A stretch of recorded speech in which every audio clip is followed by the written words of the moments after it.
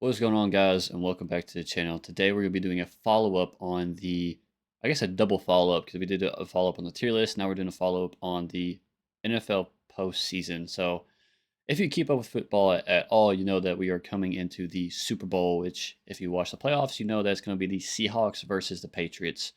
I just want to give my thoughts on it and go over the bracket I made earlier before the postseason started and see where I hit, see where I missed. If you watched that video, you know what I missed, if you remember.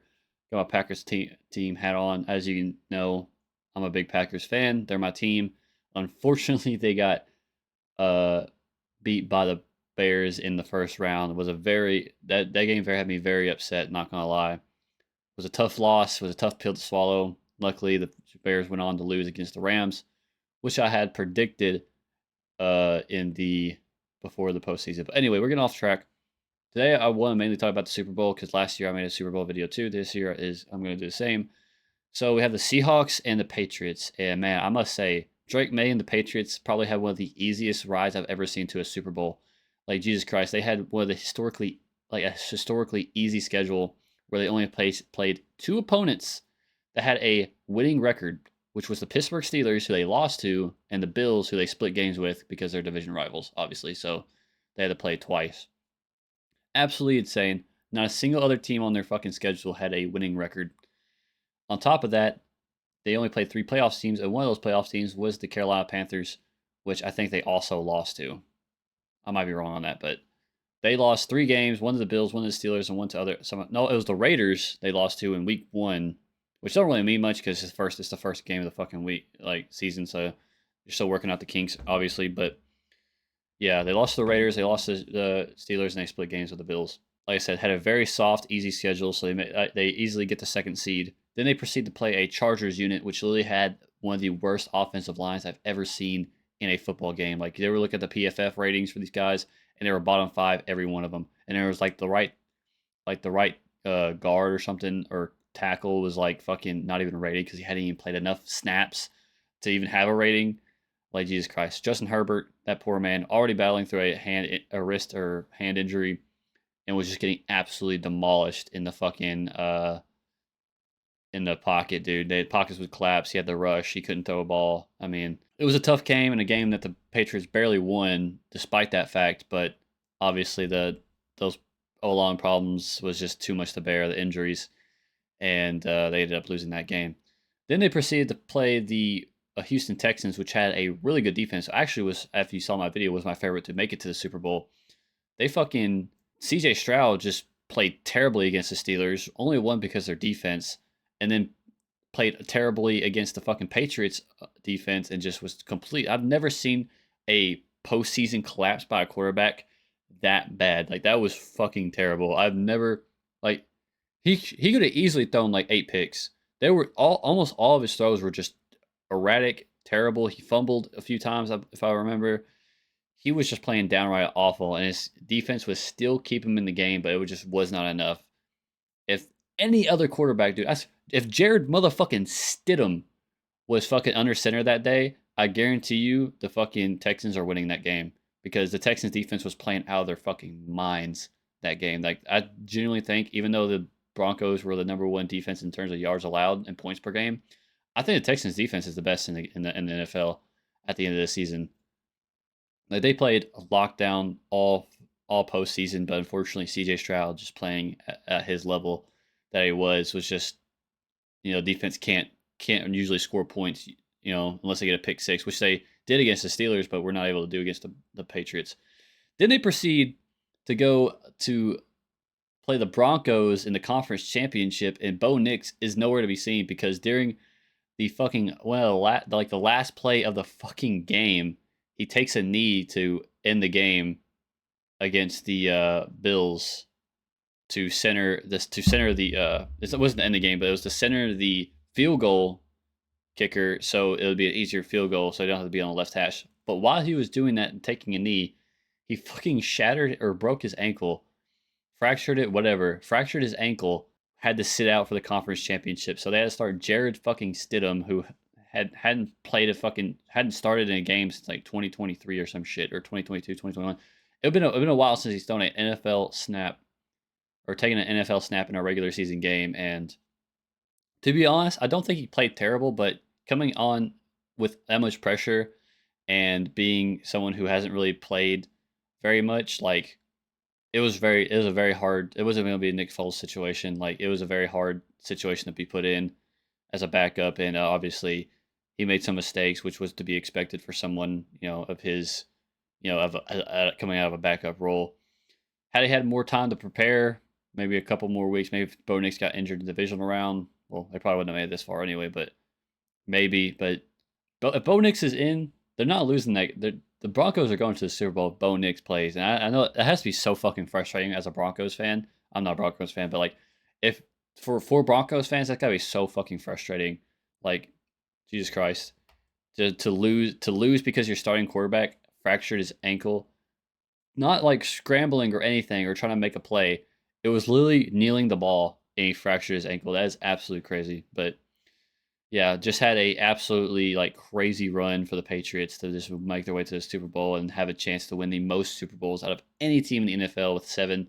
Absolutely insane. I don't think Drake May played bad. I don't think the Patriots played bad, but I think overall, especially with the teams that were left in the divisional round, I thought they were one of the worst teams in the AFC coming out of the divisional round, and now they're in the Super Bowl. So props to them, but I don't see them being the Seahawks, which had a lot tougher way to the Super Bowl. In the toughest division in the NFL this year, the NFC West, where 3 teams made it, all with great records. They put belt to ass to the 49ers, which was unfortunate to watch. I was actually kind of rooting for the 49ers in a way there. And then them beating the Rams in a pretty close game was a shootout like it has been all season between those two teams. But I knew probably about 3 weeks before the postseason that someone out of the NFC West, with how good that fucking division is, someone out of the NFC West has to make the Super Bowl. All those teams were great. I think they were, like I said, by far the hardest division in the NFL this season, with just absolutely stacked rosters and teams. 49ers, despite battling through so many injuries, they lost George Kittle. Miraculously, Christian McCaffrey stayed healthy the whole season. They lost Brock Purdy. They had to have Mac Jones taking snaps. They lost some key figures on the defense. I think they lost what was his name? Wide receivers. They're one of the best wide receivers. They lost one of them, like him, and like they were battling injuries throughout the entire season. Like top 5 most injured teams after every week, and they still managed to make the playoffs. And the 49ers played the Seahawks, where they got belt to ass in the divisional round. But the self-destruction was coming at some point with how injured they were, and unfortunately, it happened at a worse time. I mean, the momentum was just insane for Seattle at home, and Rashid Shaheed ran back a opening kickoff touchdown. I mean, that there was no coming back from that momentum. Like fucking Seattle was just bumping after that play. And then obviously conference championship was a shootout between the Rams and the Seahawks. I was actually rooting for the Rams because for my bracket, but Sam Darnold, someone who I had doubted pretty much all season, pretty much ever since he went to the Vikings, I've doubted Sam Darnold. I really thought he wasn't as good as everyone says he is.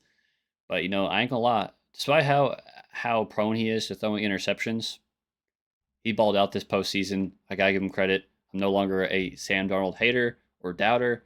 More like I think he actually does have what it takes to be one of the better QBs in the NFL, and he has a really good roster with Jackson Smith and Jigba being the best receiver in the NFL this year. He balled out as well. They had a really good run game with Kenneth Walker III. Overall, just a pretty good roster. I think it's a team that could definitely make their way back to the Super Bowl next season, barring injuries. So yeah, we had the Patriots and the Seahawks, a Super Bowl, the matchup that I wasn't really rooting for, but not really something I was upset with. I mean, as long as the Eagles and the Chiefs didn't make it again, I would be pretty happy. Luckily, the Eagles got eliminated first round. Chiefs didn't even make the playoffs. But I ain't gonna lie, the self-destruction of the Philadelphia Eagles this season has to be studied, bro. Because how the heck do they go from winning a Super Bowl, maintaining the same roster, and just getting one and done in the playoffs? Kind of crazy, but there's always a chance with that team as long as they keep a similar roster with Saquon Barkley, Jalen Hurts, and some decent receivers and a great defense like they had this season. There's no reason why they couldn't make a good postseason run again next season. Unfortunately, the heartbreak of this postseason was Josh Allen not being able to get it done once again, despite not having any Joe Burrow or Patrick Mahomes. despite that, he was still not able to get it done, which is something I was predicting because something always goes wrong for Josh Allen. But to be fair, the fault really wasn't on any unfortunate events. It was just purely him. He fumbled the ball like two or three times, or one or two times, lost those fumbles. He threw like a 3 or 4 interceptions, and just overall just did not play a good game. Yet his defense and other playmaking abilities of him and his team were able to keep the game close against the Broncos, but overall they just could not do what it took to win the game. And I'm sorry for Josh Allen fans and Bills fans, but that was completely on Josh Allen. People were talking about how the James Cook pass should have not been intercepted and should have been a completed pass. Personally, I don't think so. I think there was no real evidence to overturn that call as an interception because from uh, from all the camera angles and perspectives, it does look like James Cook did not have possession of the ball when he hit the ground, and thus it was ruled an interception because the ball never touched the ground and the defender had possession of it. So I think that was the correct call. I think it's just a lot of Bills fans are really upset that another year has gone down the drain because Josh Allen, it was Josh Allen. Josh Allen couldn't get it done. It wasn't the Bills that couldn't get it done. It was fucking Josh Allen. I'm so sick and tired of motherfuckers talking about Josh Allen and just it's always his team. It's always the rule book. It's always the refs. No. Listen to me, bro. If you're a Josh Allen fan and you're that delusional, listen to me, bro. It was his fucking fault. You cannot throw in a postseason game against the best defense, 3 or 4 interceptions and fumble the ball. Like, you can't fucking do that. You're not going to win football games. If you lose the game doing that shit, it's your fucking fault. Jesus Christ. I'm so sick of people looking at Josh Allen and being like, oh, well, he had this happen, this excuse. No, motherfuckers were clowning on CJ Stroud for his performance, rightly so.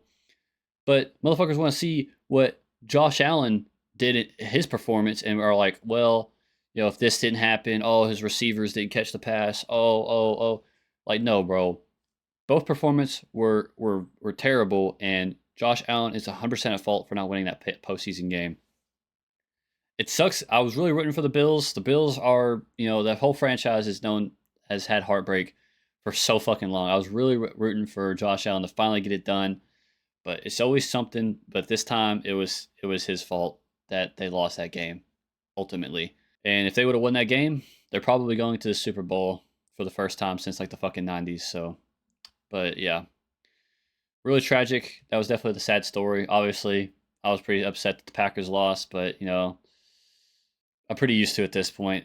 I saw someone say that it's actually worse for a team to do terrible, or better for a team to do terrible and miss the playoffs than it is to go into the playoffs with hope and then get fucking absolutely beat either in the first or second round. Like, I would have liked for the Packers to at least make a conference championship because that would have been some improvement, but they didn't make it to the divisional rounds on a fucking heartbreaking end.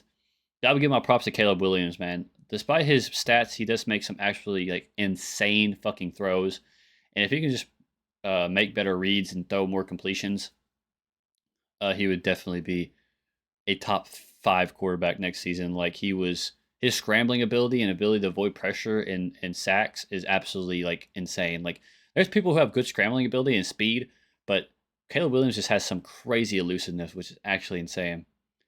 But that's pretty much all I got to say. Obviously, the Steelers got beat. Aaron Rodgers probably on his last run. I don't think he'll be here next season for the Steelers. I think he'll retire on the offseason.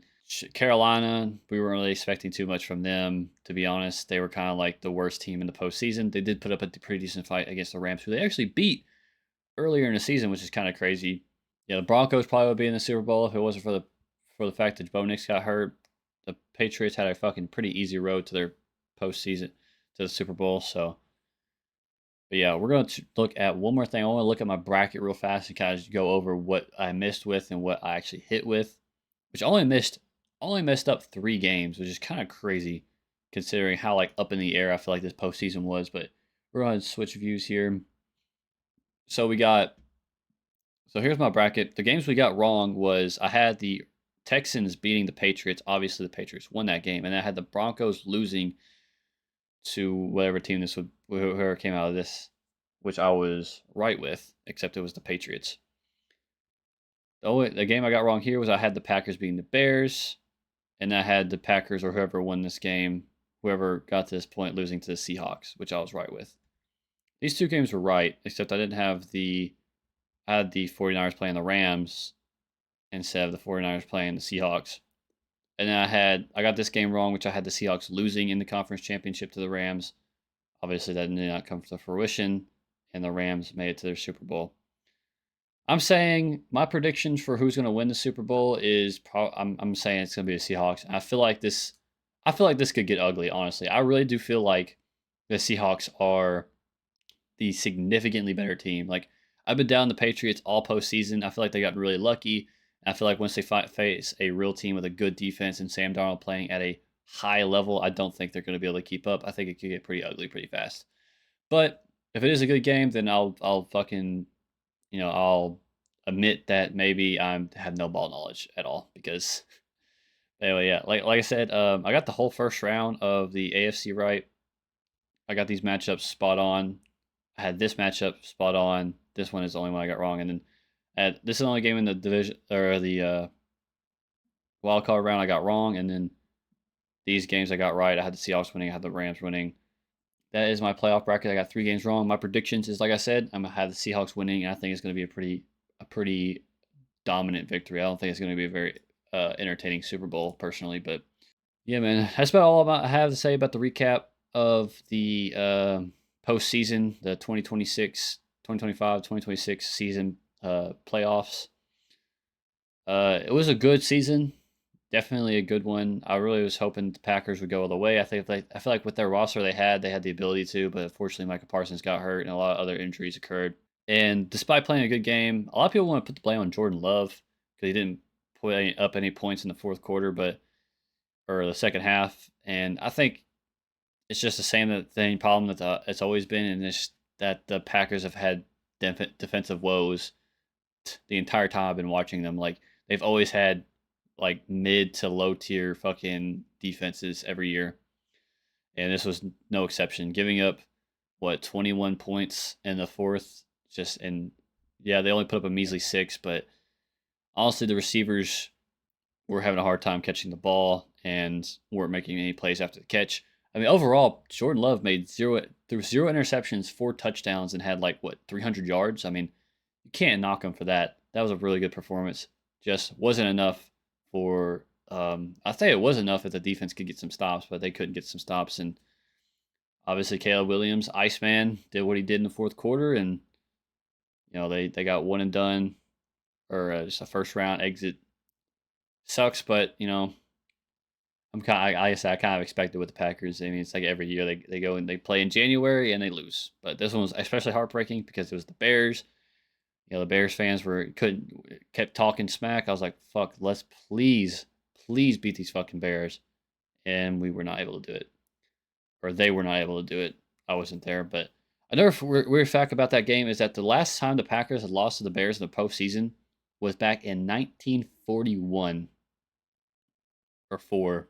It was during World War II was the last time the Packers lost to the Bears in a playoff game. And the last time the Packers lost to the Bears twice in a season was in 2004. And it was like Brett Favre's last season with the Packers where they went fucking 3-13 and finished last in the NFC North. But I mean, Ben Johnson, he's that dog, man.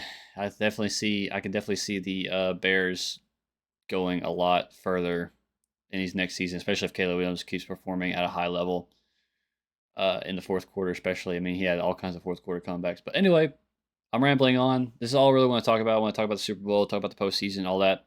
Hope you guys enjoyed the video, and I will see you guys in another one. Peace.